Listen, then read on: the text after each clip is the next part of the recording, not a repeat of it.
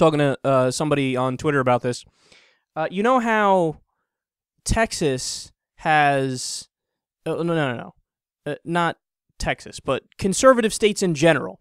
They all say the same thing when it comes to gay marriage. Or, far-right, really, really Christian people, Brian Fisher, John Hagee, Pat Robertson, people like that. They say, no, the reason why we cannot have gay marriage is because it'll lead to the crumbling of society. Society just won't function anymore.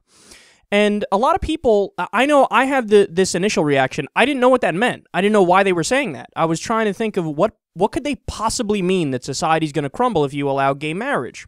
And then somebody pointed out to me in the YouTube comment section, they said, no, don't you get it? What they're saying is, since they know how they feel sexually, and they're attracted to men and women.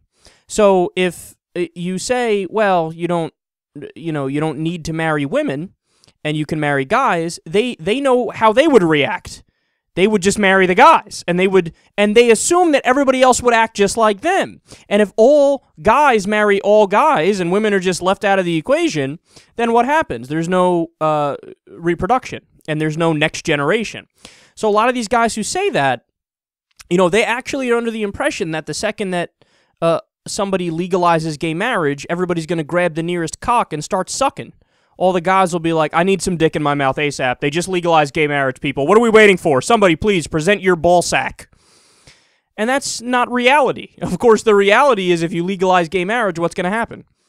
The gay people are going to get married. Now, it depends what study you look at or what poll you look at, what survey. The lowest number I've seen is like 2% or 4% of society being gay or bisexual. I think it's much higher than that. The highest number I've seen, I think I've seen one as high as 20%, but don't quote me on that. It's probably somewhere in the middle, 10%, 15% of society, gay or bisexual, fall somewhere on that spectrum that's not just flat out heterosexual. So, yeah, that's what's going to happen. The people who want to get gay married are going to get gay married. There's still a lot of people who are just flat out straight. It's funny how the conservative Christians talk about it. They act like, no, there's no way that everybody's straight. Everybody's gay to some extent. Did you know I actually had somebody say that to me when I was in college?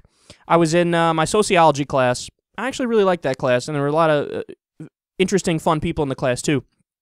But for whatever reason, before class, the conversation started about somehow we got on the topic of sexuality, and homosexuality came up.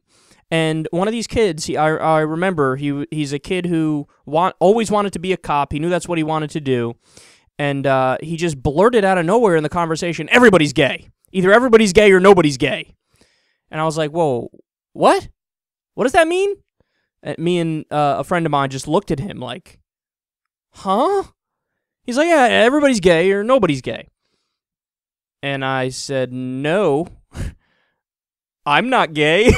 I'm not attracted to men at all. My friend said the same thing. And he's like, oh. And he just kind of drifted out of the conversation. But I realize now what he was saying. And it all goes back to what the far-right conservative Christians say.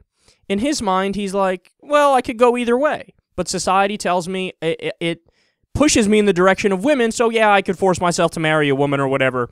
But I still would like to blow men and be around men.